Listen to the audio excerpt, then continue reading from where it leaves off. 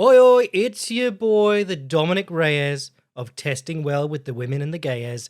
Jack Slack, it's the Jack Slack podcast, and we're coming at you following UFC 327.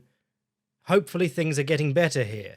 And they sort of did. It was a weird one. There was a lot of strange stuff happening on the card, but not bad strange. Often when I wake up on Sunday morning and I see people saying, what a weird card, I tune in and there's like 4 eye pokes, 2 disqualifications, 2 no contests, just shit like that. This one was weird, but at least, legitimate results, fun fights, except for the aforementioned Dominic Reyes, and yeah, plenty of stuff to talk about. The Jack Slack curse struck again, or the Filthy Casuals curse. I did a video on Yuri Prochazka last week, and Yuri Prochazka came out and lost by knockout. He almost didn't, and he probably shouldn't have. It was an all-timer on the brain fart index. I'll give you the rundown of what happened in brief, and then we'll talk about the details, because I don't think this was I think Yuri was in for a hard fight either way. But Yuri Prochazka and Carlos Ulberg come out.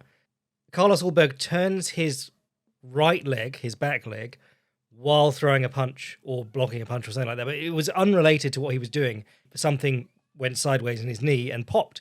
And he immediately does that jump.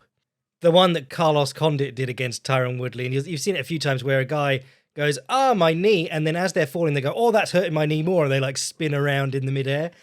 And then he got up, and every exchange or every second exchange, he would throw a punch and turn his knee again, or his knee would lose stability in the process. Yuri's kicking his leg, the other leg, because obviously his back leg's harder to access, beating him up, and then Yuri goes to step in and gets hit with the big Ulberg left hook, goes down, gets stopped by a man with one leg. And afterwards, Yuri Prochazka gives us another classico Yuri Prochazka excuse. I felt too much mercy for him. This is the guy who thought he lost due to black magic against Alex Pereira coming into the second fight. And then when Alex Pereira said, no, I'm going to do the black magic stuff again, he was like, oh no, I've lost. But I think this was always going to be a troublesome one for Yuri, because as I said in brief last week, I said he still can't check kicks and he still runs onto left hooks a lot. Wouldn't you know it, Carlos Ulberg comes out, throws a load of low kicks, Yuri eats them and is knocked off balance, or he gets his knee jarred while absorbing them. And then Yuri, every time he starts to close, the left hook whips up, and he got caught maybe 3 times before the big one. And I say the big one, it wasn't like Ulberg loaded that one up more, it's just that Yuri got caught cleaner. If you watch the actual punch he gets caught, or not the punch he gets caught with, but when he gets caught, he's doing his head over his lead leg thing, which is what makes him so easy to kick in the leg, and his hands low thing, and then he goes to jab, but he jabs from jabbing range, and, if you jab someone, the moment that your fist touches their head, if it's not like a jab on the end of the nose to bring them back at you, which is a great technique for jab and dip and jab and pull, if you're actually committing to hitting the guy with a jab, you're close enough to get hit back. So when Yuri does it, he jabs and his right hand is down by his belly. Against a guy who every time you enter, he's going to throw the left hook, because that's his move. Carlos Ulberg's entire UFC run has either been clapping people with the left hook as they come in on him, or poking them with the jab until they reach for it, and then throwing the left hook around the side.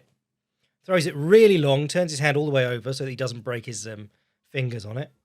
And he'll double and triple it up. You saw in this fight, he misses one and then throws it again. Yuri was doing an interesting thing. He was doing a cross-check with his lead hand at several points, using his left hand to come across the body and check Carlos Ulberg's left hand, and then try and pull it down from inside and throw the overhand at him and stuff. And there was a big moment along the fence where Yuri was using his right hand to reach way out ahead of him and grab Ulberg's lead hand. He was clearly aware of the left hook.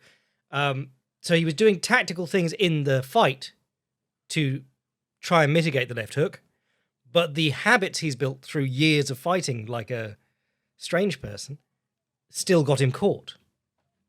Because a tactic is a thing that you do. It's a choice you make in the fight. It's something you remember to do. Your mechanics are stuff that when you're hurt, tired, not thinking, filling time between clever tactics, you're doing. They're just baked in. And that's why it's so dangerous to just practice stuff wrong.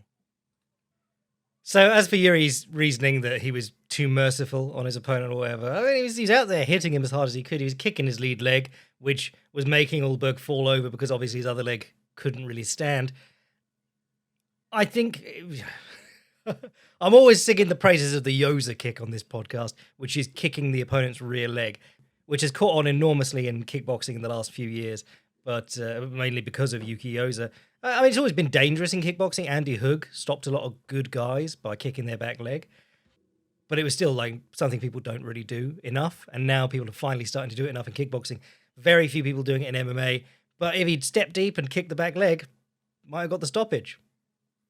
It's kind of interesting, though, because it wasn't that he rushed the finish, and it wasn't that he was being too skittish, and it wasn't that he was giving Allberg like a fair fight or something like that when he didn't have to. He stepped in on him along the fence, which is what he'd been doing the whole fight, what he'd been trying to do, like press in on him and swing. And that played directly into the danger of the counter left hook. But the crazy thing is that I don't know if we've got an actual diagnosis on what Allberg's done, but if he's done a ligament, the ACL or the MCL, or I think there's a third secret CL that I don't remember. If he's done one of those, the prognosis on that is like a year to get back in the cage if you're pushing it. So you just vacated the light heavyweight title to make this a title fight, because we've had one male title fight this year so far before this. A quarter of the way through the year. You pushed this up so that it was a title fight, and now the guy who got the belt might be out for a year. So what do? Do you do another interim fight between Yuri Prochazka on his 5th title fight and Big Wank Ankalaev? Someone posted the other day on one of the social media platforms, but it really caught fire. The UFC lightweight title hasn't been lost in the cage since Eddie Alvarez. And that's one of the titles that's fairly well defended and reasonably well fought for. The light heavyweight title has had a really bizarre run, particularly since John Jones. Think of that draw they had in the vacant title fight between Jan Blachowicz and Ankalaev, and they just said, right, neither of you's fighting for the title. We're not doing a rematch. We're moving on, and 2 other people get to fight for the belt. It was shit like that got them to cut the lightweight division in the first place, way back in the day. I think it was Cal Uno and BJ Penn fought to a draw. And they were just like, fuck it, cut the division. Which led to an absolute golden era for Pride in the lightweight division. But if I start talking about Pride, having realised that it's 19 years since the last Pride FC card last week, I'm going to feel old as hell. Co-main event, we lost Joshua Van versus Tatsuro Tairo. That has been bumped to another card somewhere down the track. We ended up with this bizarre circumstance where Paulo Costa... I mean, has there ever been a Paulo Costa fight without bizarre circumstances? One of the strangest dudes in the world. My missus came in while I was watching this fight and she goes, "Who's the dude with the big pecs?" And I was like, I can tell you so much about this strange man. Paulo Costa went on like a no-win streak from September 2020 until July of 2025. Not truly a no-win streak, but the one win was over Luke Rockhold, who was washed, had retired, hadn't fought in however long, and it was still hard fought. This dude, he looked like he had all the potential in the world, but I did a Filthy Casuals guide on the YouTube channel before his Israel Adesanya fight, talking about how he's always been the hammer, he's always been pressuring the opponent, and he's always been helped along by them being southpaw. He went on a run of just bashing southpaws up to fighting Adesanya. And I said, what's he going to do against, 1, an orthodox fighter, 2, someone who can actually move around the cage well? Because he had horrible trouble with Uriah Hall. Made Uriah Hall look like Muhammad Ali. It was crazy. Like Hall's jab, Hall's movement. Still, I mean, he stopped him in the second round, but it was a real warning, that fight. And when Adesanya, he can't cut the cage on him, can't kick him freely, gets beat up. The thing about the southpaw matchup is that Paulo Costa loves throwing right leg kicks to the body. And against an orthodox fighter, that's going to kick them in the back or in the arm most of the time, because you're kicking what's called the closed side. If you fight a southpaw, your right leg is suddenly ploughing into their open side. You're hitting their arm or their head or their body, and sometimes their body or their head through their arm. And it means also that if they try and circle that way along the cage, you can just keep banging them with that kick and then come in swinging afterwards. There was an Irish lad he did in Gareth McLellan. Just go watch that fight. Or, I mean, he did it to Johnny Hendricks, but Johnny Hendricks was a tiny welterweight coming up. So, yeah, he had this really weird run, and then he sort of fell off. He's missing weight. He's fighting once every 4 years. There was so much drama around him, so many cancelled fights. He was supposed to fight Alice Gerov. He was supposed to fight Hamzat. He was supposed to fight Cannonier. And then last year he fought Roman Kopylov, who is a southpaw again, and he won. And Kopilov's decent. But then he moved up to light heavyweight for this fight. And he's fighting Mirzakhanov, who is top 10 ranked, been knocking out everyone. Still a bit of a question mark over him, but he knocked out Rakic in the first round of his last one, so that was pretty convincing. And it just looked like, oh, this is going to be rough for Paulo Costa.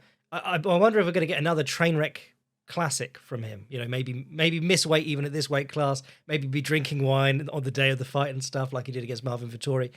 And he battered him. Paulo Costa had the showing of his life here. It was a bit weird. There were lots of moments where he had his back to the cage and he's throwing body kicks and stuff. And that's not something you want to be doing against a smart fighter. They'll just run you into the cage and knock you off your feet. But he's circling, he's kicking Mirzakhanov in the body and in the lead leg, inside the thigh, as he steps in, which is a great... People don't understand how to use that technique. People try and like knock people out with low kicks to the inside of the thigh, and it just doesn't work. But if you kick inside the leg as the guy steps in, you can knock him onto the floor, you can knock him down to a knee, you can tire him out, you can jar his knee sometimes. You can follow up with punches, which is great. So Paulo Costa's right leg cooking up a storm. The other thing that Paulo Costa does really well is he throws his right straight to about 2 o'clock. So the opponent, if they try and slip when his shoulders turn, their head goes to about 2 o'clock to him. So he throws his right straight in front of his right shoulder instead of straight down the line. And he got Kopylov loaded with this, and he got Mirzakhanov loaded with this. And Mirzakhanov's whole thing is that he's supposed to be a pretty decent boxer. Bundled him onto the floor in, I think it was round 2. He just looked great all round. And he barely got hit. Like he was the strike differential, they read it out at one point, and it was ridiculous. Especially ridiculous because Paulo Costa, when he fights orthodox fighters, it's just like... One of the reasons that he was so exciting was his physicality. And the fact that he's like, for as much of a bizarre train wreck as he often is, he always sort of delivers on his promise of not running from people and fighting them straight up. Because he fought prime Yoel Romero and he walked him down. And no one's done that because they were all so scared of like getting hit with a crazy flying knee or a spinning elbow out of nowhere because it's Yoel Romero. And Paulo Costa keeps getting blasted in the face. His whole face swells up and he's just walking him down, dropping his hands and smashing Yoel Romero in the body with combinations. That's tough as nails. But he does normally like take some shots. And in this one, he looked really good. Like the guy couldn't get to him. Now, granted, that is one of the... If kicking, you know, if you're doing kicks versus punches and the kicking guy is doing his job well, it should be really hard for the puncher to actually get off almost anything. Just because of the length difference you're dealing with, the range difference. But yeah, this knocked my socks off. I thought Paulo Costa looked sensational. And he didn't look small. He didn't look lacking for strength. He looked big. Mirzakhanov looked small in there.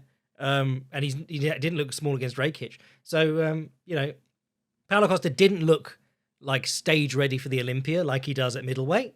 Looked a bit softer. But honestly, so many guys find out later that they've been probably cutting too much weight and maybe it would have been worth just being a little bit lighter at the higher weight class. Certainly better for your brain when you're absorbing punishment to not be massively dehydrated. Then you had Josh Hockett versus Curtis Blades. Josh Hockett, divisive figure. Mainly because it's not like, oh, the things he says are so offensive. Well, I'm sure some people are like that, but it seems to be divisive between people being like, oh, this is corny as shit. And people being like, yeah, it's corny as shit, but, you know, he's trying. It's no one who seems to be like, I love this guy's act or gimmick. There are many people who are like, look, at least he's doing something, you know? But he gassed out a bit in his last fight. I was joking about, like, how can anyone be tricked into having faith in Curtis Blades? But Curtis Blades had mainly lost to very good guys. And these two had an absolute slugfest. Loved it. Brilliant fight. Messy, especially in round 2 and 3. We could get into the navel gazing over whether this is better or worse than Hunt versus Bigfoot. I'll be honest, I haven't watched Hunt versus Bigfoot in a while. But the one thing that, technical notes, no notes, perfect, beautiful technique all the way through. Now, technical notes, the Curtis Blades jab is something I've always talked about. I like it. It's good. It's long. It's strong. It's down to get the friction on. Yeah, he's 6'4" or whatever, got an 80-inch reach. When he jabs people, he snaps their head back and they look really annoyed by it. In this fight, Hockett's walking forward the whole time and getting stunned by jabs. The problem with the Curtis Blades jab is that it's so honest. Every time you are close enough that he feels he can touch you, his hand comes out. And that means that Ngannou and Aspinall, and now Josh Hockett about 100 times, have all timed their right hand across the top. You slip inside that jab and you throw the right hand across the top at the same time, you are going to crack Blades on the chin. And it's easy to do because he never feints, or he very rarely feints. In the third round, he started shoulder feinting, pausing, just doing a little break before his jab and then jabbing for real. If you watch anyone who's really good at jabbing, like at a high level in a sport where people are used to seeing high level jabs in boxing, it's not just jab, move, jab, move, jab, move. It's feint. Or is the jab coming? It's not. Jab half comes. The stutter jab that George St. Pierre and Rob Whittaker are so good at, where you step in as if to jab, but you hold it back. But then you don't step back after the feint. You just pop the hand out on the end. You give him a little beat break and then jab him again. These are things that Curtis Blades could really benefit from. And round 3, he did, but he was knackered by the time he was doing it. Round 1, he comes out and he's like, jab and land, jab and land, jab and land. And then, oh, the right hand's come across the top of my jab. Then it devolved into this slugfest. Curtis Blades did a couple of nice takedowns. Shocked Hockett past. Hockett, he seems to be Fedor maxing, which I like. He is small for heavyweight. When you were watching this, Curtis is a much bigger man. And Hockett's working with like a 7-inch reach disadvantage. But by not cutting weight, you often don't drain yourself. As long as you're actually doing the cardio. I think a lot of light heavyweights who go up to heavyweight think they're going to do the Fedor thing. And they just, don't cut weight. They get to eat a bit more. When really it's more you have to be in shape because your job is to be faster. Your job is to be faster and to go longer and maintain that speed through the fight. And like I said, his cardio was a bit lacking in his last fight. So, or people thought it was. So it was good to see him gutting through here. It wasn't like Cain Velasquez cardio, but he was still throwing with some power in the second and third, where Blades was just poking his arms out there a lot of the time. When they hit the clinch, we did some fried Takayama. Everyone has each man has one collar tie, and they're uppercutting with the other hand. When Blades dug to the body, they weren't even particularly powerful looking shots, but Hockett did not like it. Then Hockett started landing some knees to the body later on, which is nice. They both elbowed each other a good amount. The Hockett personality and act is cringe, but the dude is tough as nails because he got jabbed and spat his mouthpiece out in the end of round 1, or near the end of round 1. And Blades ran in, hit him a couple of times, pushed him to the fence, pulled back and tore off an elbow straight into his teeth while he had no gum shield in. And there's a lot of fighters who will tap to, like, teeth trauma. Frank Mir did. Rob Whittaker did. It's scary. If you don't sometimes have the dreams where your teeth crumble, you're not living the same human experience as everyone else. So, good fight. Surprisingly great fight, yeah. And now they've rushed through him, Hockett versus Derek Lewis. It's a pretty quick turnaround for being in an absolute war. But apparently Donald Trump called Dana White and said, why is Derek Lewis not on the card, the White House card?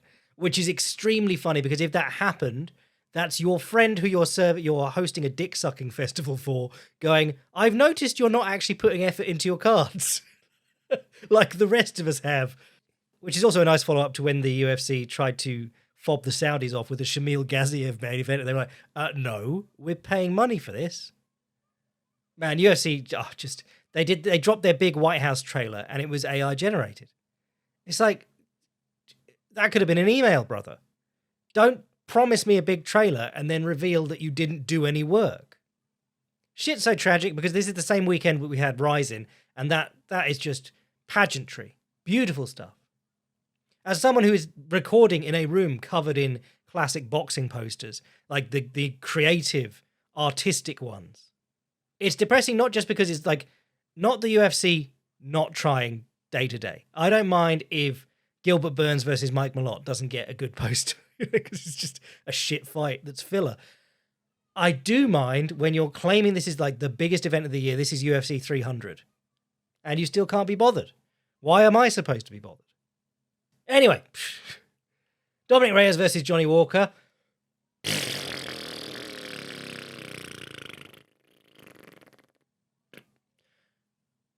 Cub Swanson versus Nate Landwehr. We went out the right way here. I was saying this on the Boycast, but Cub Swanson has had one of these wonderful careers, and I was agreeing with the boys from Heavy Hands when I said this.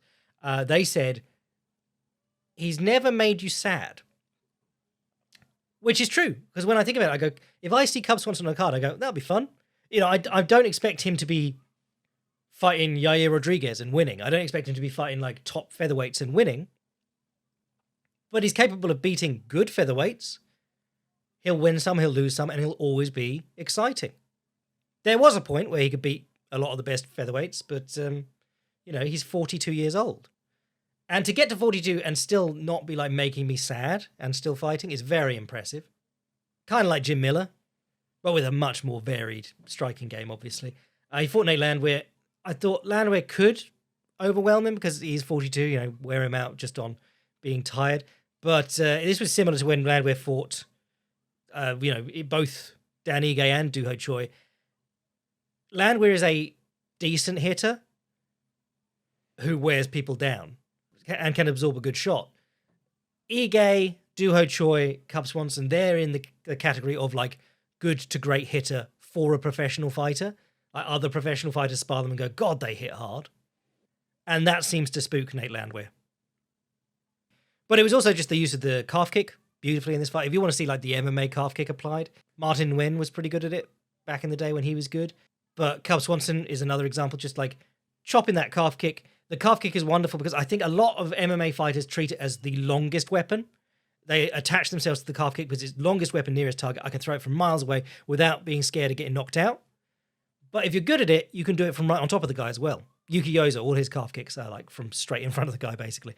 But Cub Swanson, he throws some long calf kicks, he throws some short calf kicks, and when you throw the short calf kick, whether you kick the guy's calf or he checks, you are close enough to jump in with a left hook or a right straight afterwards, and that's part of the value of it. It looks like the same technique, but the distance is different, and you can actually capitalize. So there were a few times in this where Landwehr's picking up his leg to check, and he's getting blasted with punches while he's on one leg or while his foot's coming down.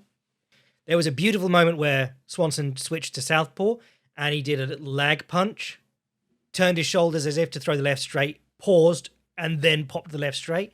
Kind of like the jab I was just talking about, but when you do that, it's not going to be as strong, but you do catch the guy in a moment of relaxation because he sees the feint and he goes, it was a feint, boom, gets blasted in the chin. Muhammad Ali was phenomenal at this. He would shoulder fake with his hands low. He'd shoulder fake a 1-2. And after he faked the 2, his shoulders are completely twisted through. His hips are turned. He doesn't have the potential to throw the big punch there, but he'd just pop the arm out afterwards. It'd be 1-2, beat break, and then pop the arm out from that sort of twisted up stance. And he'd catch guys coming back in on him.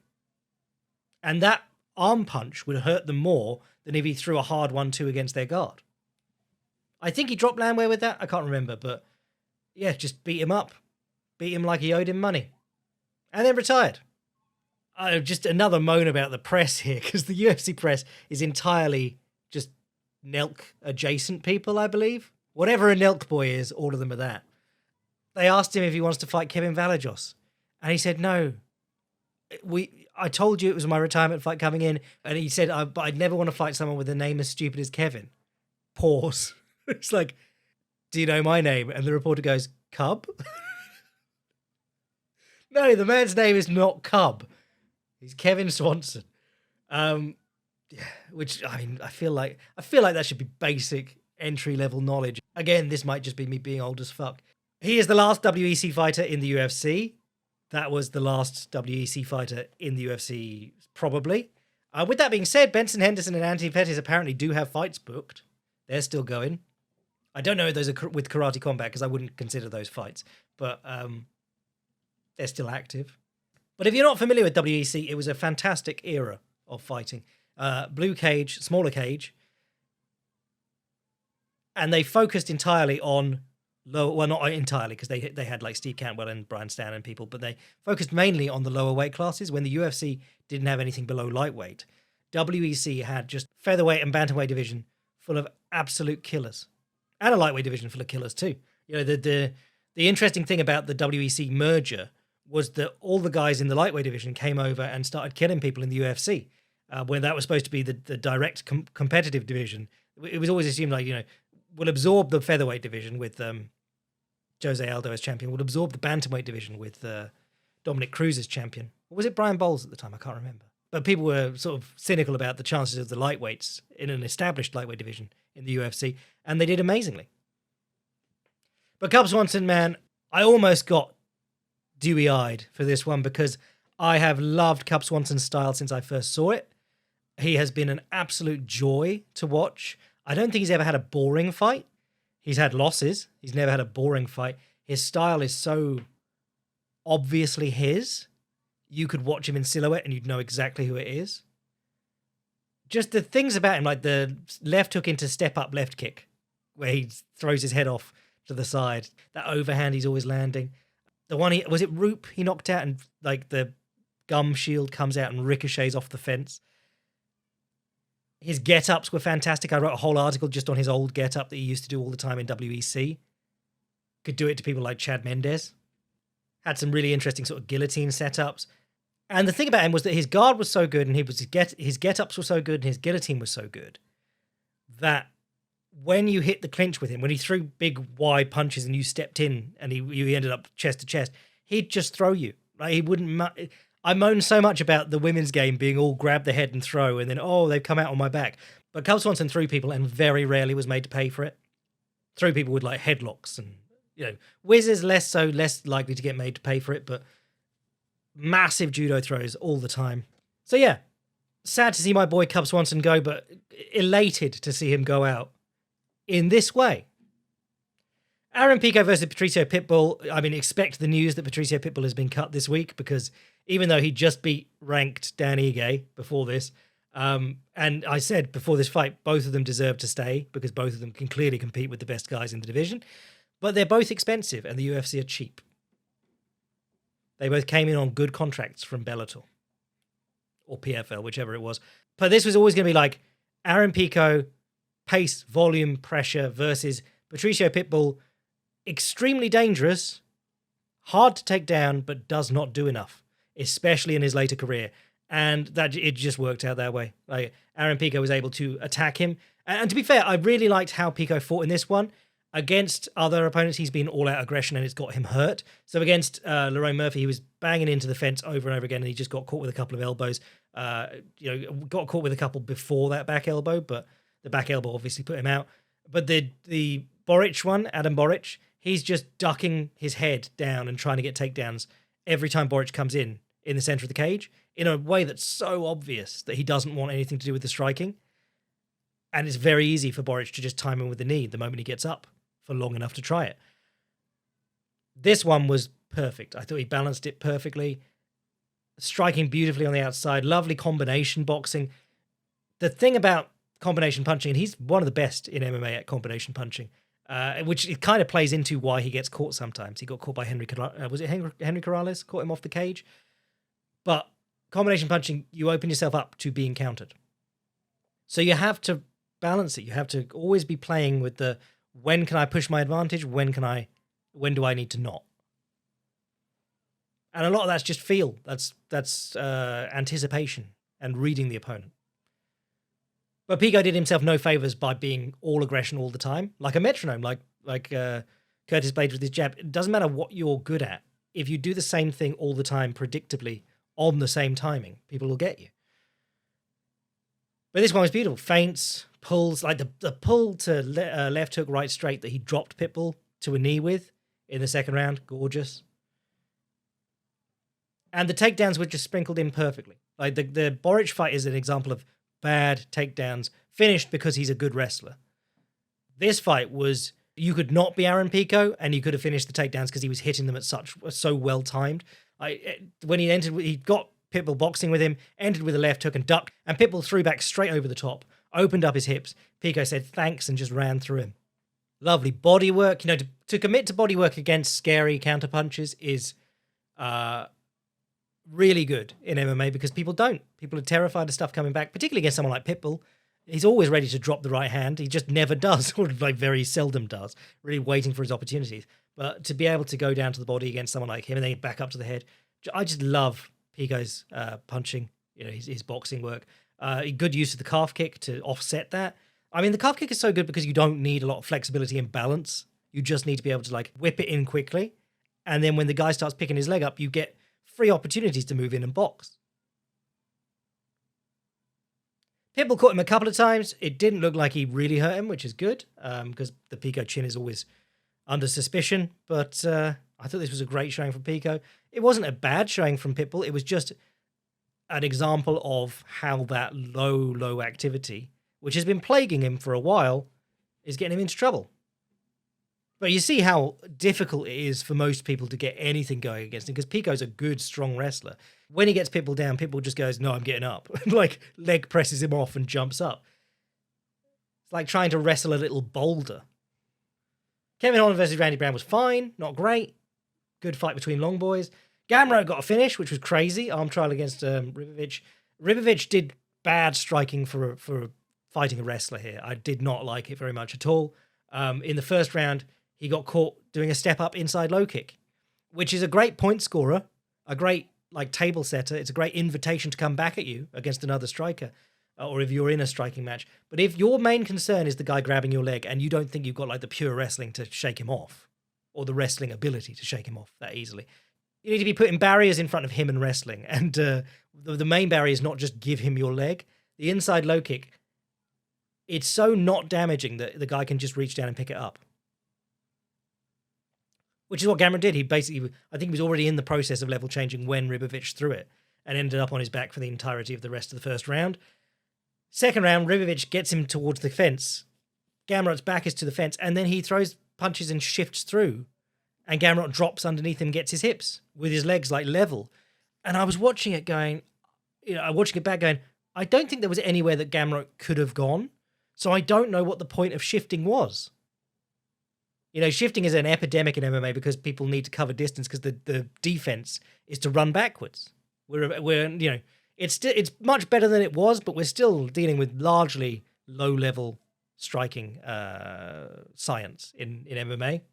But against a wrestler whose back is to the fence, shifting I don't understand why you would do that. I mean, granted we're taking a single exchange and looking too much into it perhaps, but when these are the exchanges that get you put on your back for the rest of the fight, you've got to be a little bit more careful.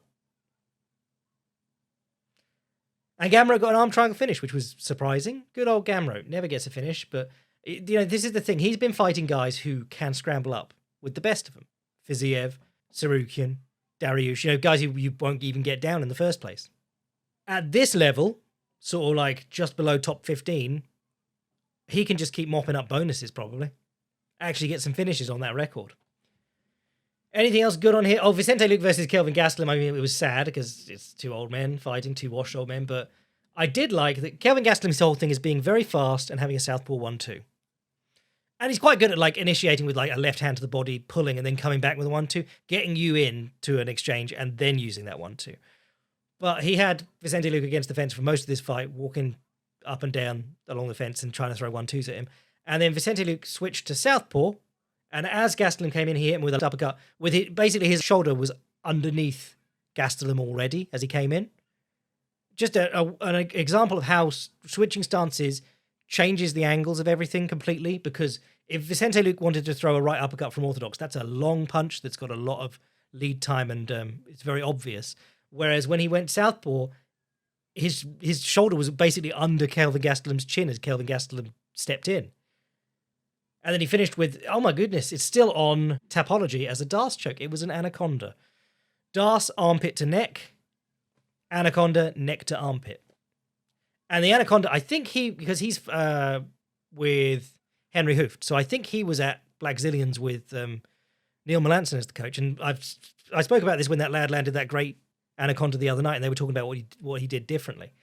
Neil Melanson teaches an anaconda choke where you make sure you punch your elbow into their armpit when you lock the hands together. So you've got one hand in the crook of the bicep, and the arm you're attached to, you make sure your elbow is underneath their armpit so that they can't close their arm.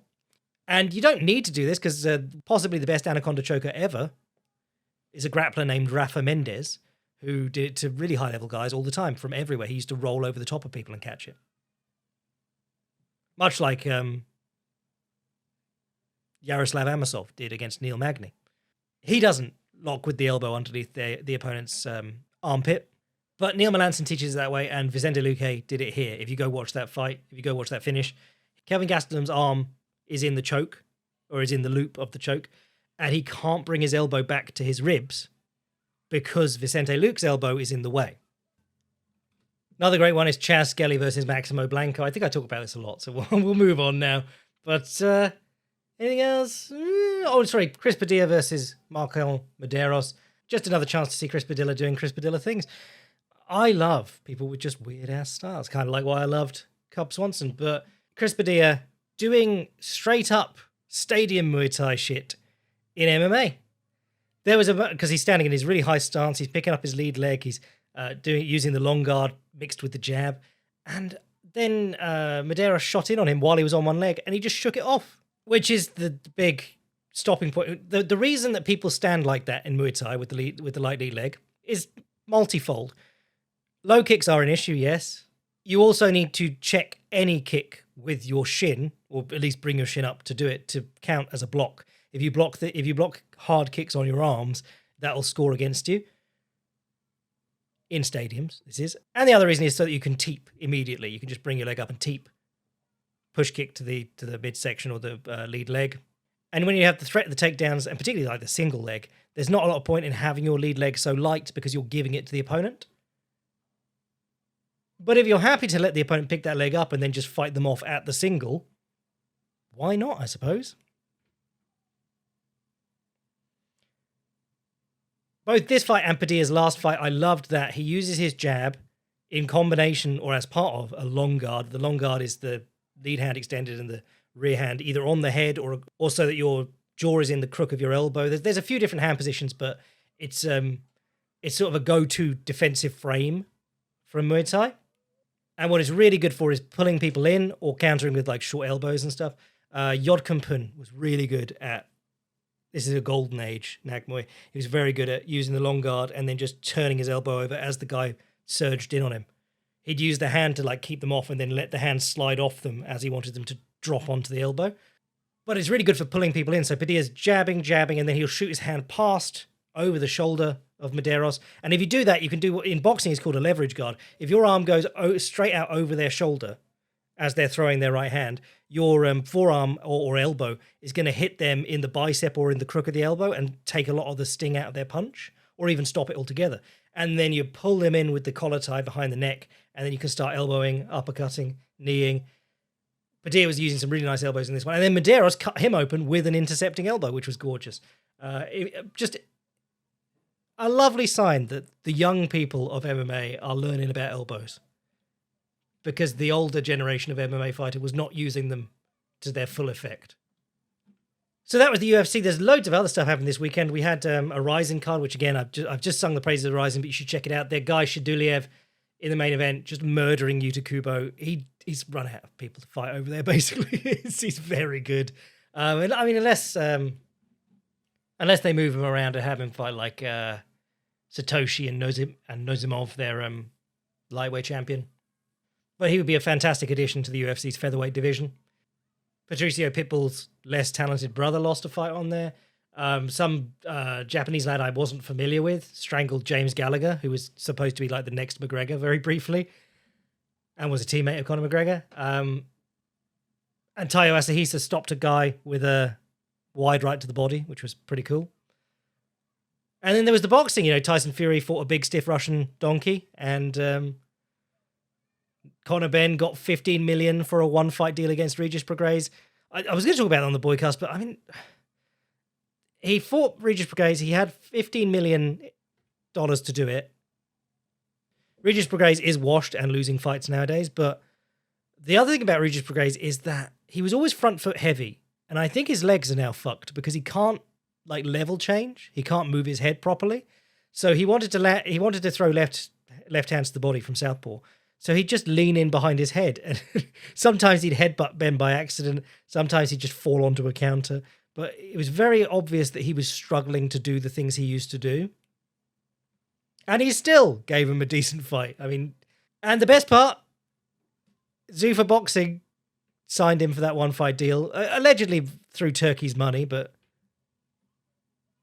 they gave him $50 million for one fight. They pissed off all their UFC fighters, and now he's back to being a free agent, so he can go back to Eddie Hearn because he wants to fight for an actual world title. And that would never happen under Zuffa Boxing. Crazy, eh? Oh, and there was a PFL, which I haven't watched yet, so we'll talk about all that on the Boycast later this week, and I'll probably write something tomorrow too. I'm your boy Jack Snack. To get in all the extra shit, all the good shit, between these, what have mainly been mid-ass events this year so far, sign up to the Patreon and learn about the real good shit in fighting. Or I'll catch you next week. TKO via Too Much Bushido. Bless.